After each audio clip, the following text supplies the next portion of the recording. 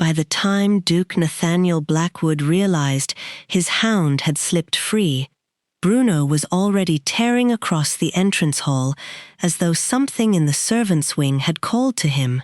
The timing could not have been worse. Guests were arriving for dinner, the household was in motion, and Bruno was normally the most disciplined creature on the estate. Yet tonight, every command was ignored. Nathaniel followed as the great hound vanished down a narrow servants' passage and burst into the kitchen. He expected chaos. Instead, Bruno sat perfectly still at the feet of the newest assistant cook, Clara Hart. She stood frozen beside the preparation table, flour dusting her sleeves, while Bruno stared up at her with the unmistakable excitement of an animal greeting someone long missed. Nathaniel's irritation turned to suspicion. Then Clara softly spoke the hound's name. Bruno rose at once. Nathaniel stopped cold. No one had introduced them. And Bruno had never obeyed a stranger like that. But what unsettled Nathaniel most was Clara's face. She did not look surprised to see Bruno. She looked afraid to have been seen with him. And in that moment, Nathaniel understood only one thing. His hound knew something about the kitchen maid that he did not. Nathaniel had long ago stopped expecting marriage to bring happiness. As a boy, he had watched affection disappear from his parents' marriage until only duty remained. By the time he inherited Blackwood, he had come to believe love was a luxury men in his position could rarely afford. His mother disagreed. She had already decided Lady Rosamond Fairfax would make the perfect Duchess.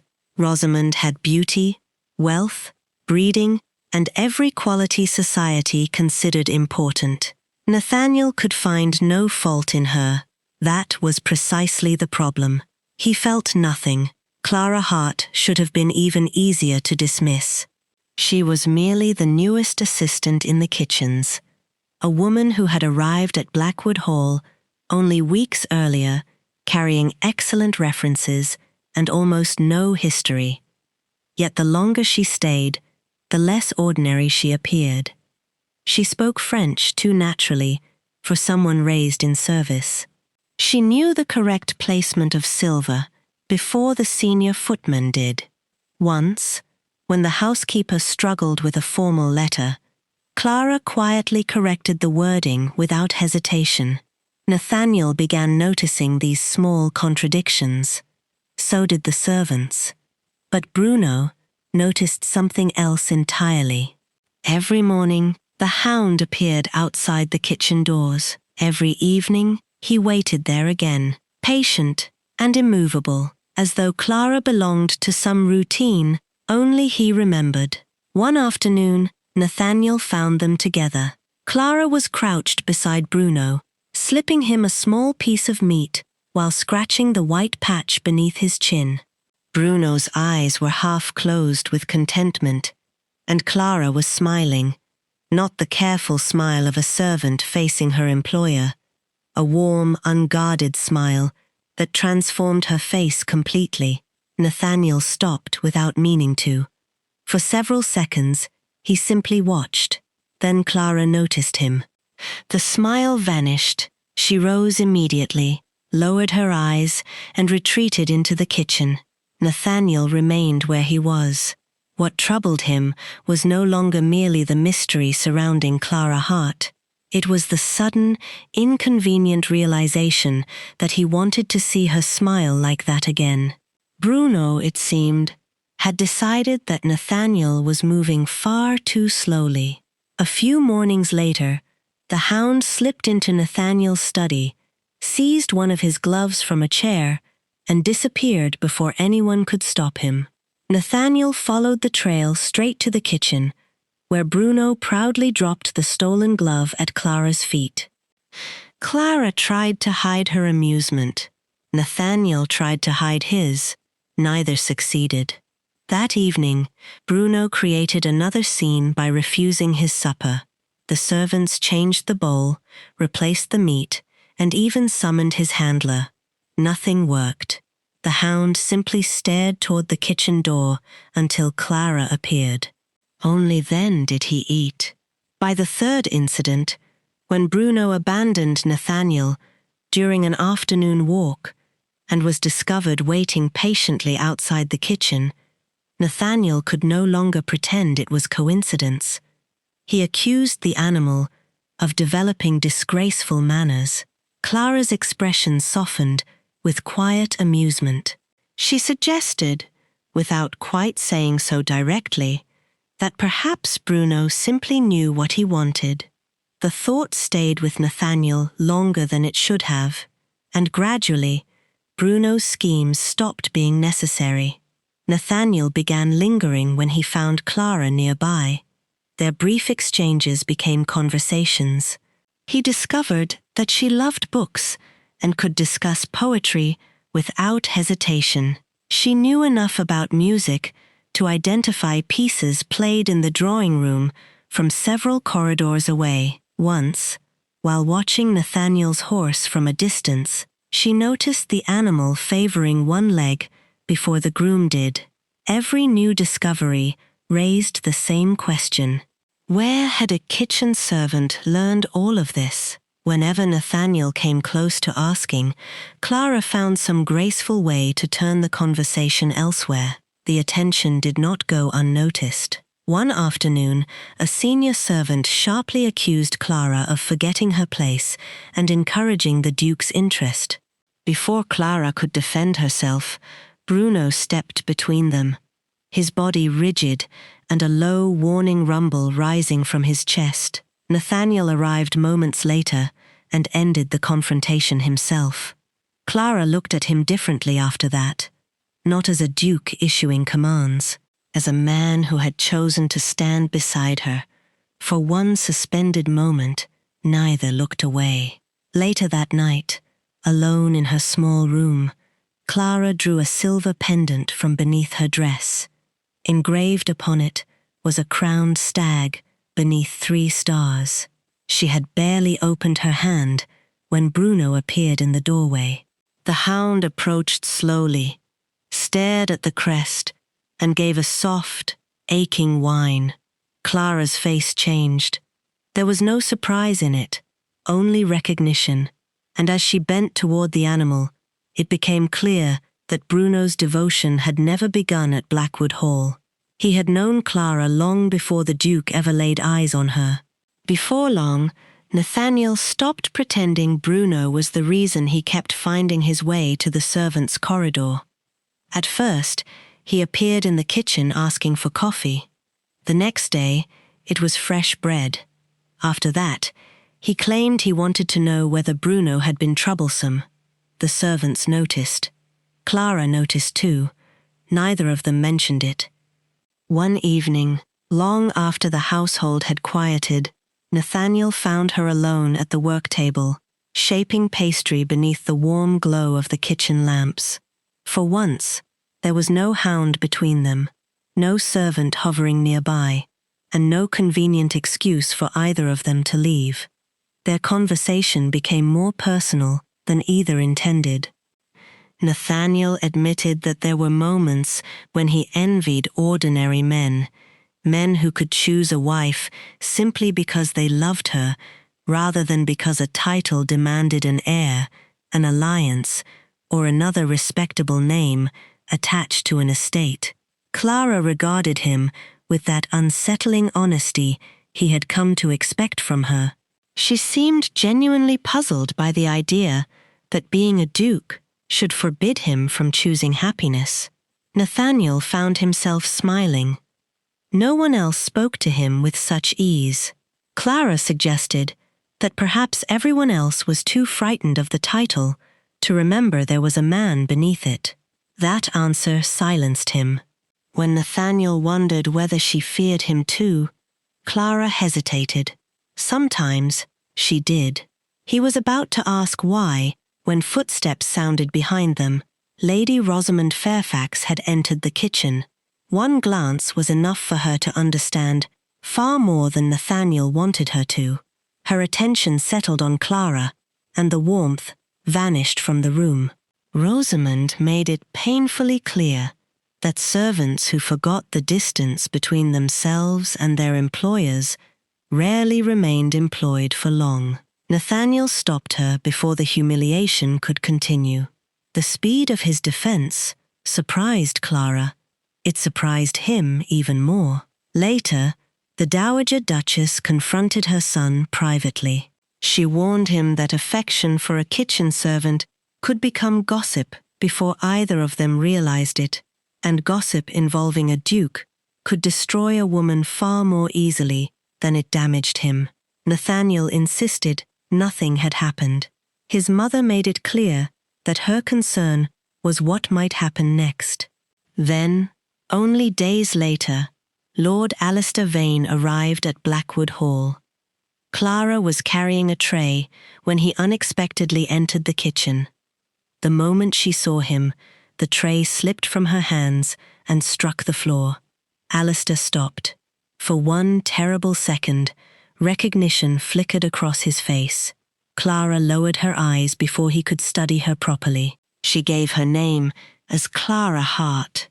Alistair repeated it as though testing a lie. That night, while the household slept, he quietly began searching through the servants' records. Because unlike Nathaniel, Lord Alistair did not believe Clara was merely a mysterious kitchen maid. He had seen that face before. Clara Hart had never truly existed. Years before she entered Blackwood Hall, wearing a servant's dress and answering to a borrowed name, she had been Lady Clara Ashbourne, the only daughter of the Earl of Ashbourne. Ashbourne Manor had once been her entire world. Its gardens had been where she learned to ride. Its library had taught her French, poetry, and music. And in its kennels, a litter of hunting hounds had been born one spring, including a clumsy black and white puppy who followed Clara everywhere. That puppy was Bruno, but the life Clara had known did not survive for long. Her mother died first. Her father followed only months later. With Clara still young and the estate suddenly vulnerable, Lord Alistair Vane stepped forward to manage the family affairs. At first, he seemed helpful. Then the debts appeared. Ledgers claimed the Earl had borrowed enormous sums. Creditors arrived. Servants were dismissed. Land was sold. Before Clara fully understood what was happening, Ashbourne Manor had been taken from her. But Clara knew her father. The numbers made no sense. She began searching through old correspondence and discovered enough inconsistencies to suspect the debts had been manufactured. Worse, several signatures appeared to have been forged. All of them benefited Alistair. Before Clara could bring her suspicions to anyone powerful enough to investigate, her carriage was attacked on a lonely road. The vehicle overturned. Her companion was killed. Clara survived only because she was thrown clear into the trees before the carriage disappeared down an embankment. By the time help arrived, everyone believed Lady Clara Ashbourne had died with it. Clara made the most dangerous decision of her life. She stayed dead. She cut her hair, abandoned her name, and disappeared into service, knowing that if Alistair discovered she was alive, he would finish what had begun on that road. Years passed before Clara learned one final piece of information. Shortly before his death, her father had entrusted certain private documents to an old friend, the late Duke of Blackwood. That was why Clara came to Nathaniel's estate. Not for employment, not for Bruno, and certainly not for love. She had come searching for the evidence that might restore her name, but she had never expected the Hound from her childhood to be there. Bruno had recognized her before anyone else could, and now Alistair was watching. Nathaniel was falling closer to her with every passing day. For Clara, the question was no longer whether the truth would come out. It was whether she could tell Nathaniel herself before the man who destroyed her family told it for her. Alistair moved before Clara could find the courage to tell Nathaniel the truth herself. It began in the library. Late one afternoon, Lady Rosamond entered unexpectedly and found Clara kneeling before an old cabinet that had belonged to Nathaniel's father. Clara had barely begun searching through its drawers when Rosamond demanded to know what a kitchen servant was doing among private family papers. Within the hour, Clara's room was searched. The silver pendant was found first. Then came several carefully hidden papers bearing the Ashbourne crest and the name Lady Clara Ashbourne. Alistair seized upon them immediately. Before Nathaniel, his mother, and several members of the household, he accused Clara of something far worse than dishonesty. He claimed she was an impostor who had stolen possessions belonging to his dead cousin and invented a noble identity for herself. Nathaniel barely seemed to hear the accusations. He looked only at Clara. There was one question he needed answered. Was Clara Hart even her real name? Clara could no longer hide behind the lie that had protected her for years. She admitted that it was not. The answer struck Nathaniel harder than she expected. Her noble birth did not anger him. He cared nothing about discovering that the kitchen servant he had come to admire was actually the daughter of an earl. What wounded him was realizing that every time he had opened himself to her, she had known he did not even know her true name. Clara tried to explain. She had been afraid. She believed Alistair had already tried to kill her once. Revealing herself to the wrong person could have cost her life. But Nathaniel could not understand why she had never trusted him. Clara's answer silenced him. Trusting powerful men, she reminded him, was exactly how her family had lost everything. Alistair immediately produced documents of his own. Official records declared that Lady Clara Ashbourne had died years earlier in a carriage accident. To anyone who did not know the truth, his evidence looked convincing. The Dowager Duchess finally intervened. Until Clara's identity could be properly investigated, she could not remain at Blackwood Hall. Clara accepted the decision without protest. She packed what little she owned and left before nightfall. Nathaniel watched her carriage disappear beyond the gates. He could have stopped her. He did not. And that silence hurt Clara more than every accusation Alistair had made. Then, Bruno broke free. The Hound raced after the departing carriage and vanished down the road. Hours passed before he returned. By then, rain had begun falling across the estate.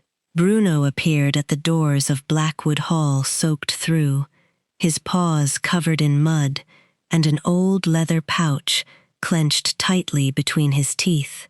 Nathaniel recognized the seal immediately. It had belonged to his father. Inside was a letter written by the Earl of Ashbourne shortly before his death. It confirmed that evidence concerning the Ashbourne estate had been entrusted to the late Duke for safekeeping, and at the bottom was a warning Nathaniel could not ignore.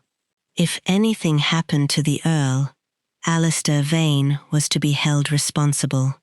Nathaniel stared at the page. Clara had been telling the truth, but Bruno had brought back one more thing. Tucked behind the letter was an old childhood sketch of a little girl sitting in the grass beside a young hound. Nathaniel slowly looked from the drawing to Bruno. The little girl was Clara. The puppy was Bruno. And at last Nathaniel understood. The Hound had never chosen a stranger in his kitchen. He had simply found his way back to someone he had loved long before Nathaniel ever knew her name. Nathaniel did not wait for morning. The moment he understood what Bruno had brought him, he ordered his horse saddled and rode out into the rain, carrying the Earl of Ashbourne's letter beneath his coat. But Clara was no longer running. For years, fear had decided where she slept, what name she used, and how carefully she moved through the world. Leaving Blackwood Hall had finally forced her to see that disappearing again would only give Alistair what he wanted. So before Nathaniel could reach her, Clara turned back. By the time he returned to Blackwood Hall, soaked from the road and frustrated by finding her carriage gone, Clara was already standing inside the entrance hall. This time, she had not come as a servant. She had come to reclaim her name. Alistair was summoned, along with the Dowager Duchess and Lady Rosamond. Clara stood before them without lowering her eyes.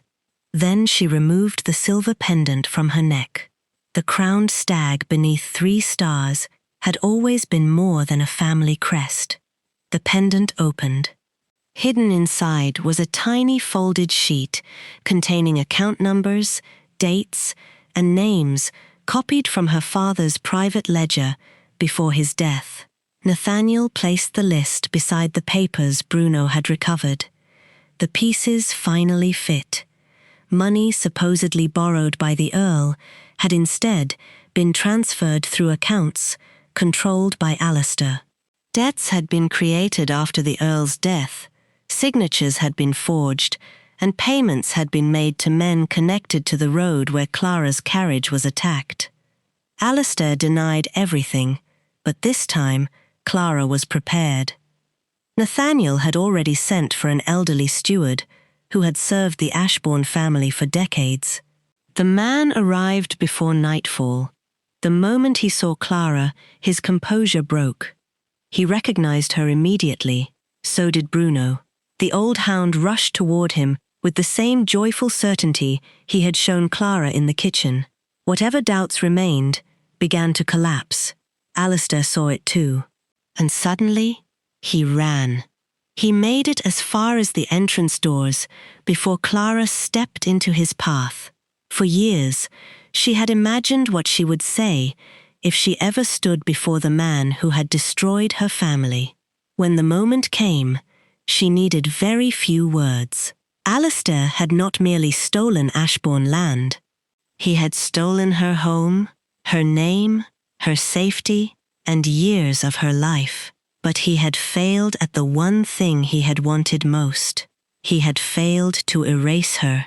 Nathaniel's men seized Alistair before he could escape. The investigation that followed restored what had been taken from Clara. Her identity as Lady Clara Ashbourne was formally recognized, and the estate that had belonged to her father would return to her. The Dowager Duchess could scarcely reconcile the truth with the woman she had once regarded as an unsuitable kitchen servant. Lady Rosamond, however, seemed almost relieved. Clara was noble after all. Surely that made Nathaniel's attachment to her respectable. Nathaniel surprised them both. Her title, he made clear, changed nothing. He had not fallen for Lady Clara Ashbourne. He had fallen for the woman with flower on her sleeves, who spoke to him as though he were a man before he was a duke. He had fallen for the woman who challenged him, confused him, and somehow made the kitchen feel more alive than any ballroom he had ever entered. He would have chosen Clara Hart just as surely.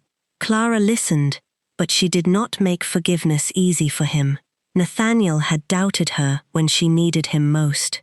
And he knew an apology could not erase that. So he gave her something more difficult: patience. He admitted that fear had made him retreat behind his pride. He admitted that Bruno had trusted her with more courage than he had. That finally brought the first real laugh from Clara since her return. Perhaps, Nathaniel conceded, his hound simply possessed better judgment than his master. Clara did not answer immediately. Then, slowly, she placed her hand in his, and Nathaniel finally understood that destiny had never been waiting for him beneath chandeliers or among perfectly bred ladies in crowded ballrooms.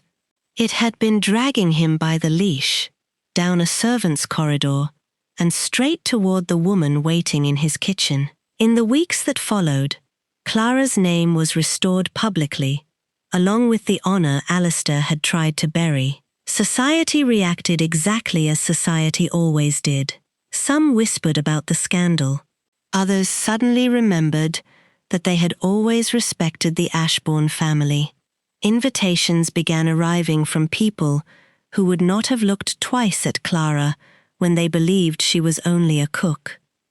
Nathaniel found the hypocrisy amusing. Clara found it exhausting. But neither of them cared nearly as much as they once might have. Nathaniel did not hide his intentions.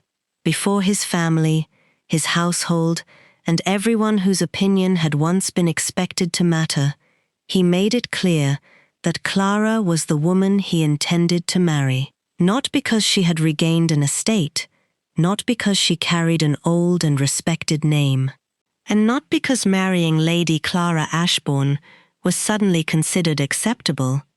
He chose her because he had already fallen in love with her when she stood in his kitchen with flour on her hands. Clara did not accept him immediately. Nathaniel had promised patience, and she made certain he practiced it. But months later, beneath the old trees of Blackwood Hall, she finally agreed to become his wife. Their wedding was smaller than society expected, and warmer than either of them had imagined. And when Clara walked toward Nathaniel on the morning she became Duchess of Blackwood, Bruno was supposed to remain quietly beside his handler. He lasted less than a minute. The old hound broke free, hurried straight toward Clara, and sat proudly beside her gown, as though he had personally arranged the entire marriage. Perhaps, in his own way, he had. Years earlier, Bruno had been the puppy who followed young Clara through Ashbourne Manor. He had remembered her voice, her scent, and the silver crest she once wore long before Nathaniel understood why the mysterious cook seemed so familiar to him. Nathaniel had spent years believing destiny would arrive through duty, rank, and careful decisions. Instead, destiny had 4 paws, terrible manners, and an absolute refusal to stay out of the kitchen. And somehow, Bruno had found Nathaniel's Duchess before Nathaniel even knew he was searching for her. If you enjoyed watching one stubborn hound discover the Duke's future Duchess before he did, subscribe for more unforgettable tales of dukes, duchesses, forbidden love, hidden secrets, and second chances.